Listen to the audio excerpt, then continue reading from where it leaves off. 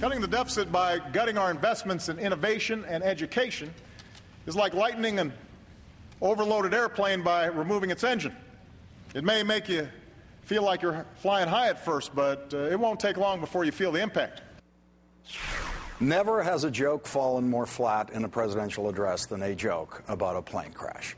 Joining me now, Tea Party-backed Republican Congressman from Illinois, Joe Walsh. Congressman Walsh, do you accept Congressman Ryan's principle enunciated in his response tonight that the government does have to provide what he called a social safety net for people who cannot provide for themselves? I mean, no, it's not in the Constitution, Lawrence, but obviously we've gotten far away from where government did at least provide that safety net. I think the point that Representative Ryan is making, that Medicare, Social Security, a lot of the other government programs we've got right now have moved miles beyond a safety net. And we've got to have a real adult discussion as to how to deal with that ticking time bomb. And the adult discussion led by Paul Ryan includes, in effect, abolishing Medicare as we know it and giving people who need it a voucher check of some kind to help them buy private health insurance in the private market when they are 65 and older. You understand that there is no private health insurance to purchase in the private health insurance market for people 65 and over because their health care costs are, in effect, uninsurable and too expensive. Hey, Lawrence, what Representative Ryan is talking about is reform in these two entitlements so that we can save them. Look, I'm 49 years old. My generation and my kids' generation, we don't believe we're going to see a lick of Social Security, let alone Medicare. And the Democrats have to be honest to that and put that on the table, just like we all have to put things on the table like means testing and raising the retirement age. We've got to quit using these issues, Lawrence, to hit each other over the head. Well, Congressman, just for example, on Social Security, you are going to receive a lick, okay? If we do absolutely nothing at all, don't legislate any changes, you, when you retire, will receive 75% of what you would be scheduled to receive. In other words, the system will always be taking in money. Remember, the payroll tax will always take in money, so it'll be able to pay about 75%. What Congressman Ryan would do would cut the plan to less than 50% of the Social Security of what it would deliver now.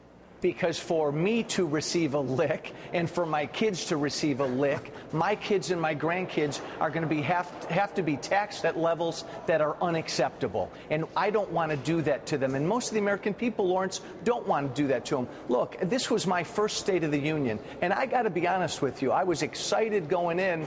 I left that chamber with a real empty feeling in my stomach because there was such a disconnect between what the president was talking about and I think where this country's at right now. Do you think there's any possibility that the plan that Congressman Ryan is discussing will come to a vote in the House of Representatives and that Republicans will actually pass it? I think that Republicans have got to get a little bit more nerve to get behind Paul Ryan. No doubt, Lawrence. I agree with you on that. We've been pretty moot on what he's proposing. His roadmap is a courageous first step.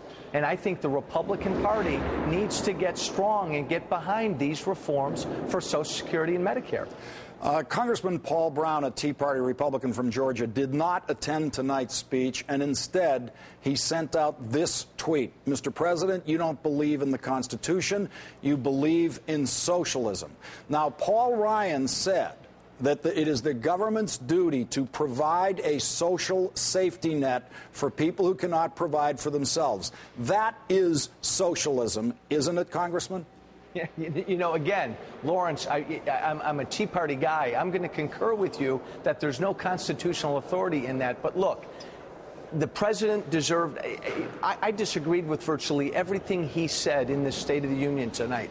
But out of respect, of course, we've got to be there and listen to him out of respect for the office. But you talk about socialism, Lawrence. I mean, my God, the debt and the deficits that this president has run up the last 2 years.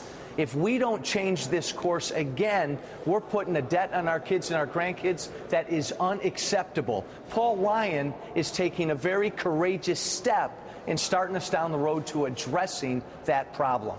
Congressman Joe Walsh, thank you very much for joining us tonight. I think you can expect whatever procedural help you need from Democrats to get Paul Ryan's plan to repeal and replace Social Security and Medicare to come to a vote in the House.